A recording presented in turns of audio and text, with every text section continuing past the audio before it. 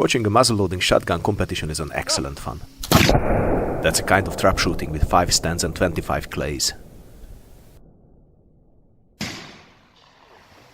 Hello ladies and gentlemen, this is Capandball here, your favorite gun channel in beautiful bright English language.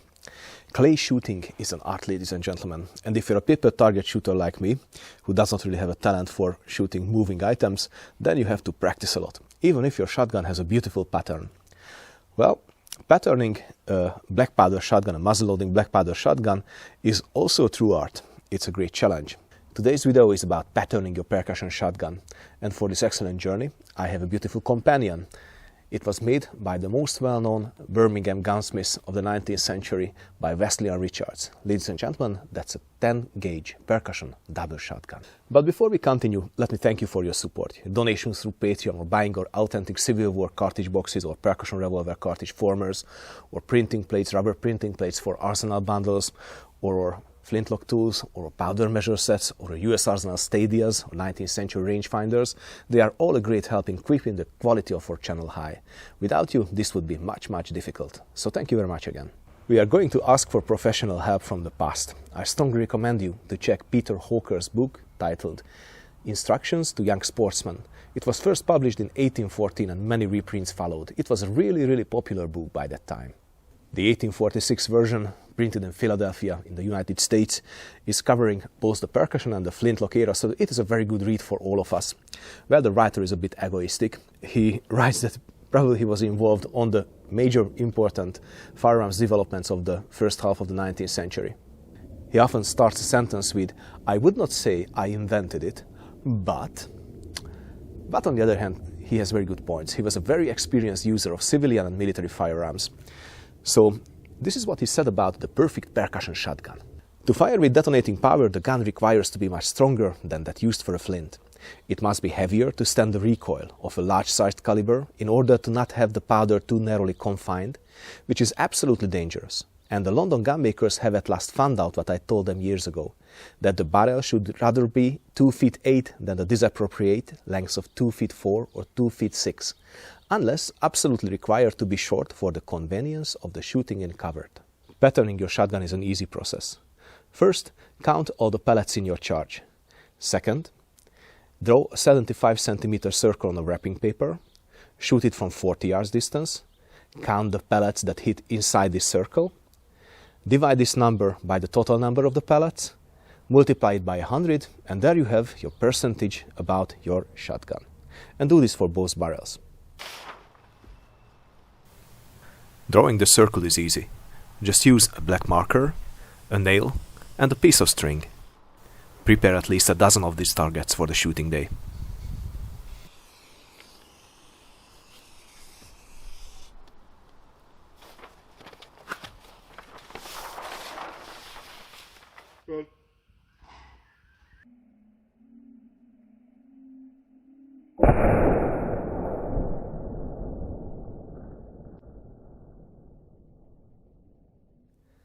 But it is not just the percentage that matters. You must not have big holes in the pattern, which means there must be an equal distribution of the pellets on the target. Well, if you can get your shotgun group over 65% for both bores, then you can say that you have a capable shotgun with a capable charge. But let's check now Mr. Hawker's load for shotguns. For flinters, he said that add equal volume of powder with equal volume of shot. But for the percussion guns, he states that 4/4 of shot would go well with only 3/4 of powder. He also stated that with copper primers, we should use number 1 powder, which is a larger grain, and particularly in damp weather or on salt water. So which means that the percussion guns need a coarser powder. Regarding the overpowder wad, he wrote the following: "The larger the bore, the thicker should be the wadding. The material should be felt or oakum, the only material that have ever found to answer well in duck guns." Regarding the shot, he was sure that a common-sized gun, well-bridged and properly bored, will shoot number 7 shot better than any other shot. Number 7 corresponds to 2.5 mm shot, which is quite small compared to what we usually use today for hunting. These are very good starting points, but you just cannot skip fine-tuning your load to your shotgun. But I'm going to start with Hawker's data. I'm using an old powder measure, that's a 19th century powder measure, and I'm going to use its biggest setting, its largest setting, which is dropping 33.7 grams of 2.5 millimeter shot. This is, let's say, my starting load for the shot. My original shot measure drops 24 to 34 grams of the 2.5 millimeter pellets. Today we will use the full charge, as we have a 10 gauge shotgun here. I'd like to know the volume of this shot, so I'm using an adjustable powder measure to check it.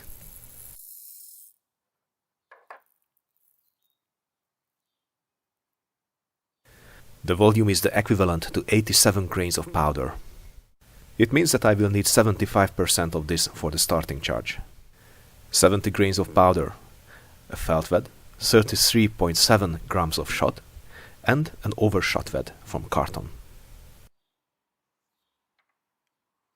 But why it is so hard to develop a load for your percussion shotgun? Well, ladies and gentlemen, because we can touch every single aspect, every single factor of the charge. For example, I can change the maker of the powder, I can change the granulation of the powder, I can change the weight of the powder charge. Regarding the wet, I can change the thickness, I can change the diameter, I can change the material. Regarding the shot, I can change the shot size, I can change the weight of the shot. Regarding the overshot wad, I can change its thickness, diameter, material as well.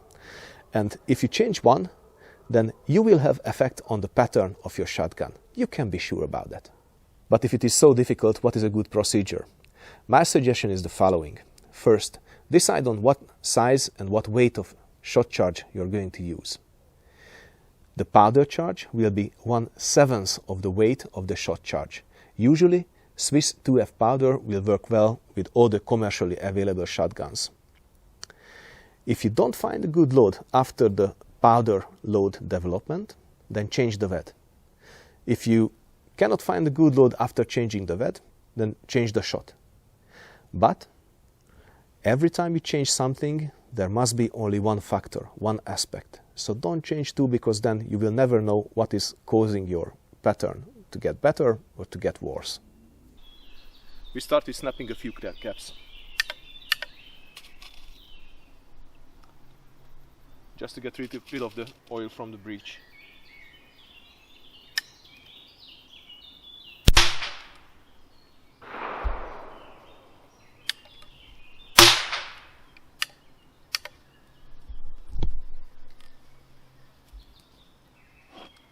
Now comes the powder.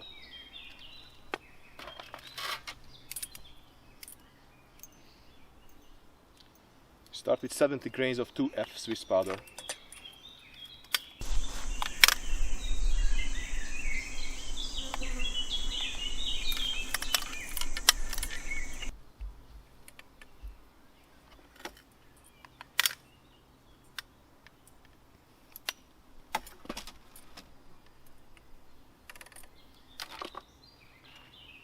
Now comes the over powder wad.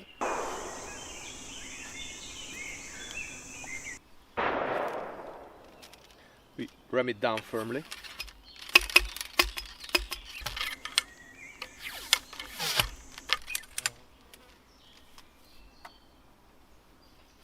Now comes the shot.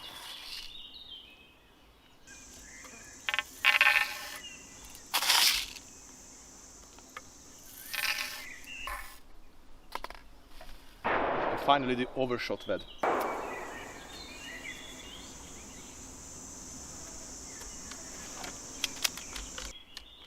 This will keep the shot in place.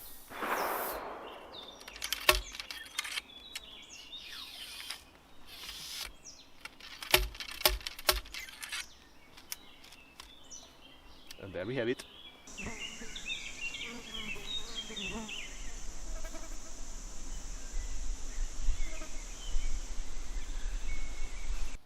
Let's start with the left bore.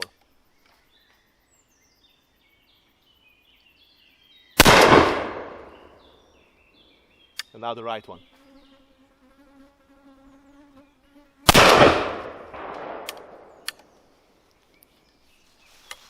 Let's check it.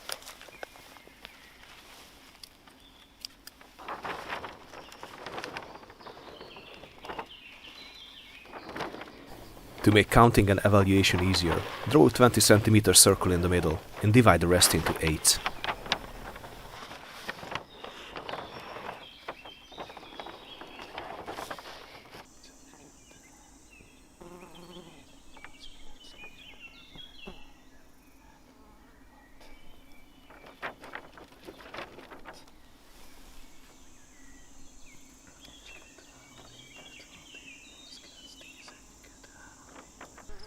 And this is the result of the first 2 shots, ladies and gentlemen. In the left bore target I had 205 pellets, meaning it is 54%, not so good result.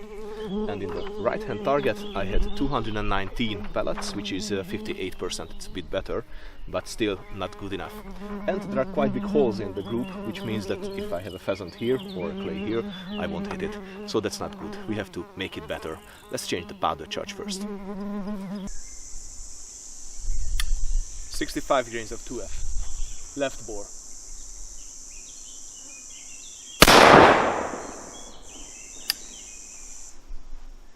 Right bore.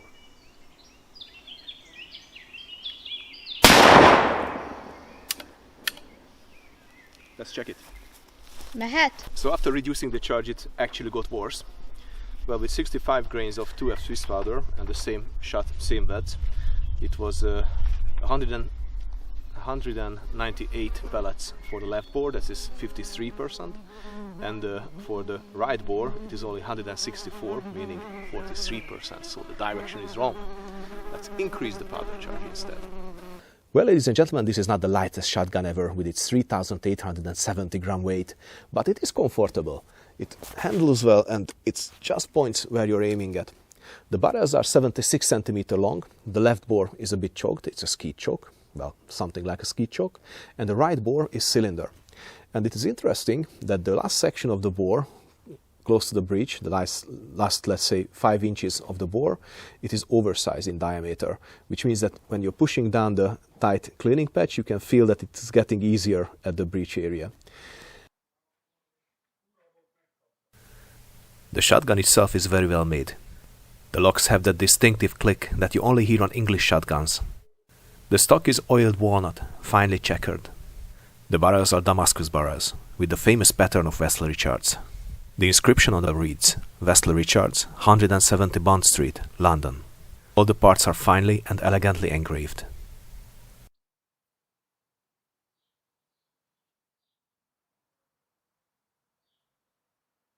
The stock and the barrel are held together with a wedge and a hooked breech. This is a patent breech, by the way, so this is a very modern breech by the beginning of the 19th century. And the breech piece, or let's say the tank piece, is reinforced because it's protruding under the barrel forward, meaning that it is protecting the wood from cracking. Let's talk a bit about the history of Westley Richards. According to the serial number, my shotgun was manufactured in the early years of the 1840s. William Westley Richards was born in 1789. His father, Theophilus, had 2 businesses in Birmingham. The first one was a toy shop on 82 High Street. And he was also a jeweler, a silversmith and a gunsmith. William Wesley founded his company in 1812 at the same location as where his father was running the toy shop. Interestingly, he never called himself a gunsmith or gunmaker, but he called himself a jeweler, just like as his father was. Both father and son were great advocates to the establishment of the Proof House in Birmingham. The Proof House opened in 1813 and it had a great impact on the quality of the Birmingham-made arms. In 1815 he opened a store in London as well, New Bond Street 170. Well, that was a legendary place. And he hired a legendary man, William Bishop. William Bishop was a jeweler. He was making gold and silver inlays for several London gun makers, and he was also making platinum-lined nipples for John and Joseph Manton. Well, from 1815, Bishop dedicated all his work to Westley Richards. Actually, he was the one who made the Westley Richards brand known all over Great Britain. Richards was an inventor, and he built a company that is based on innovation and knowledge. There are many patents that are connected to his name. For example, in 1821, he patented a pellet priming system using fulminates. In 1831, he patented a T-shaped primer with the corresponding nipple. And in 1841, he patented the first waterproof percussion cap that could be exported to every corner of the world. In 1840, he received the royal warrant of appointment as gunmaker to Royal Prince Albert, the consort to Queen Victoria. Well, this was an excellent marketing for the brand. He also retired in 1840, but he did not stop working, so he had some innovations after 1840 as well. But his son, Westley Richards, continued the business according to his father's legacy. He was the one who made the Westley Richards name known all over the world. The founding father, William Wesley, died in 1865, and his memorial is still visible close to the entrance to St. Philip's Cathedral in Birmingham. Peter Hawker, in fact, was a great supporter to the new king of Birmingham gun-making, Westley Richards. He wrote the following in his book I mentioned before. Mr. Richards is really a scientific man, instead of having more tongue than brains, like many of our gun-making charlatans. His barrels are just as good as any in the world. Westley Richards is quite the star of Birmingham, with more business than ever, and his Bond Street agent, Uncle Bishop, is now perhaps the first man in London to serve all the gentlemen who want a good gun in a few hours' notice. So what was their secret? Well, they had the quality. Second, they had the stock, without waiting. And of course, the Birmingham-made guns were a bit cheaper than the London-made guns. These were all key elements for good sales. This is the third test shot, with 80 grains of 2F Swiss powder.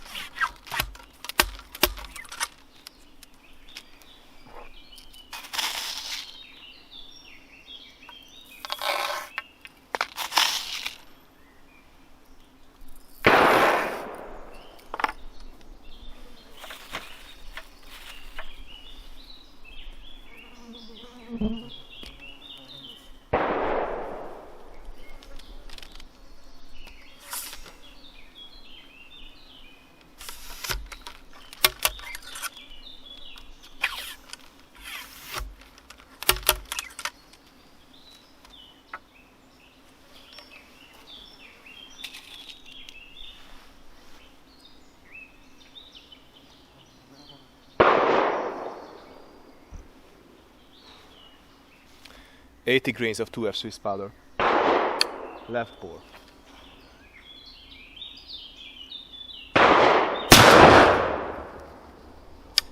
Better kick. Right bore.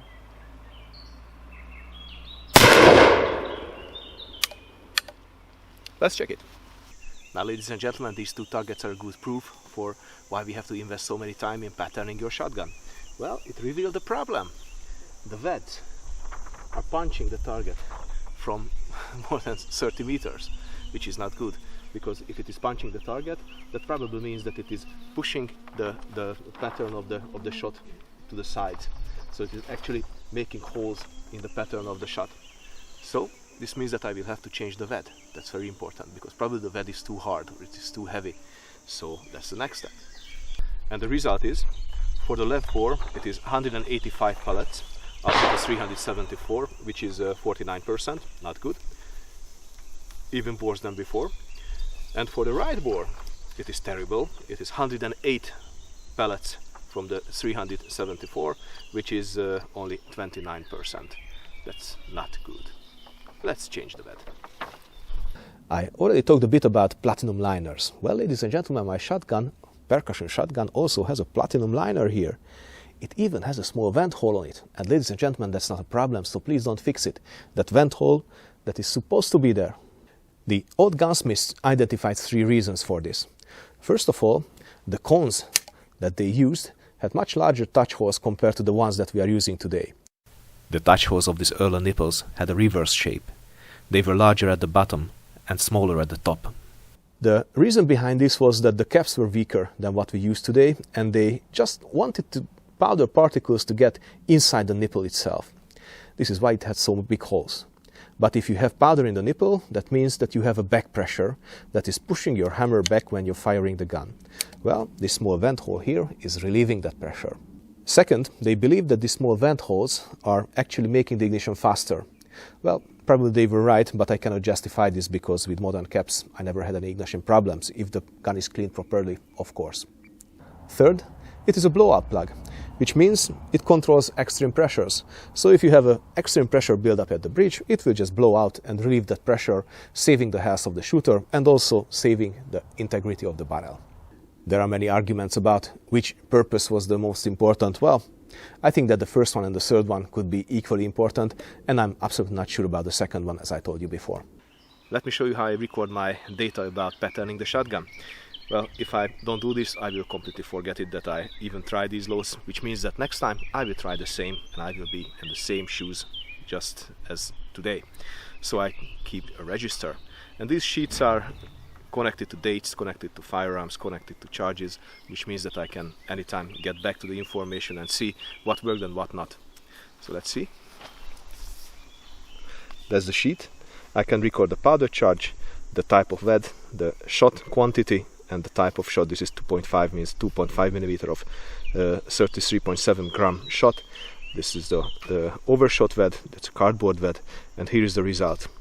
It's how many pellets actually hit within the 75 centimeter circle and what percentage it gives. Before I move to the range, I of course count the pellets in the specific volume measures, so which means I have all the information that I need for patterning the gun right at the range.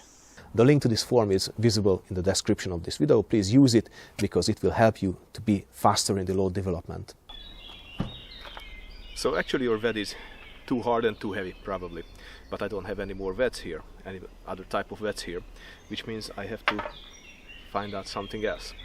Ladies and gentlemen, the secret I'm going to show you is coming from the MLAIC shotgun shooters. Now, these people are shooting trap with old muzzle loading guns, and they are very accurate, very fast. Out of the 25 plays, they often shoot 25, so they are excellent marksmen. And the way they are loading their shotgun is a bit different than as we do it on everyday life for hunting and for play target shooting, because they actually don't use a wed. Let me show you how they load their shotguns. Okay, so the powder charge will go back to 70 grains, because that seemed to be the best so far.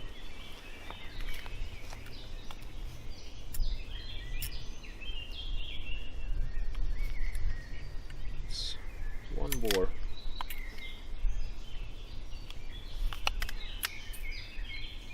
And the second bore. And now, instead of using wed, they add corn wet between powder and the shot.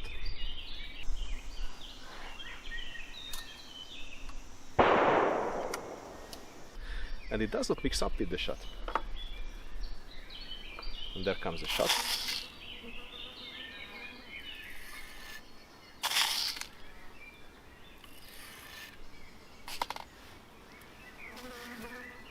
And the overshot wed.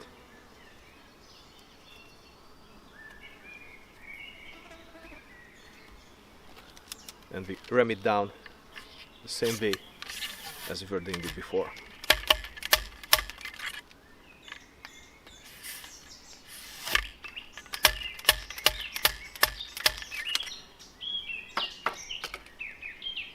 Let's see if it makes a difference or not.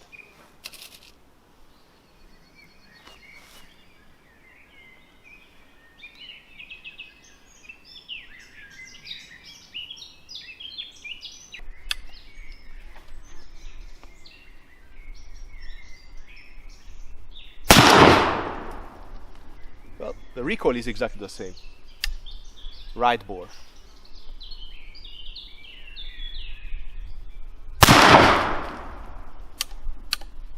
Now I'm really curious. So ladies and gentlemen, we have a nice even pattern for both bores. And it seems to be working. We have 244 pellets in the left bore and 248 in the right bore, which means we have a 65 and a 66% ratio, which is quite good, quite good. Now, let's try to reduce the load a bit. Let's go back to 65 grains with the same corn wet wedding. 65 grains to F powder, corn wet as a wedding, and the rest is the same. Left bore.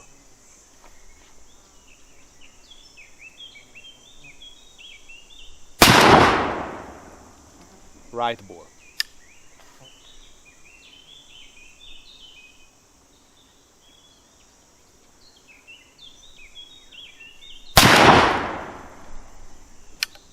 Let's check it. So ladies and gentlemen, I'm happy to announce that we are over 70%. Beautiful number. So with the 65 grains of 2F Swiss powder and the corn wet wadding, I had 267 pellets in the left target, which means it is 71.3%. Ha!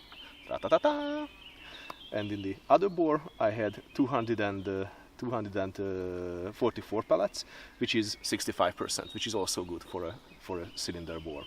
Ladies and gentlemen, the charge is ready. Let's go shoot some clay. I marked every single hit on the target within the 75 cm circle with a red spot, so you can see how evenly the shot pattern is distributed here.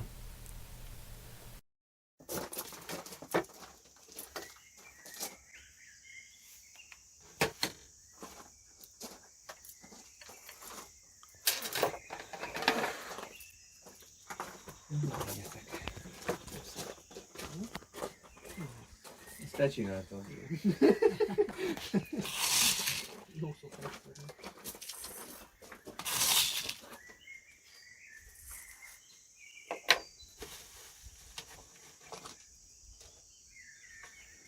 Nem vagyok segít.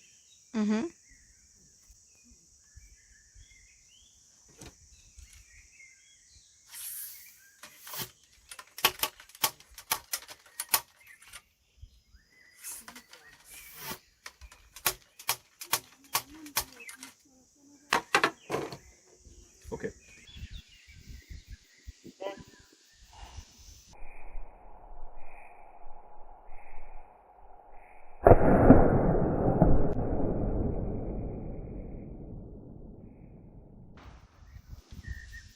Ez meg volt, ugye? Igen. Nem is kicsit.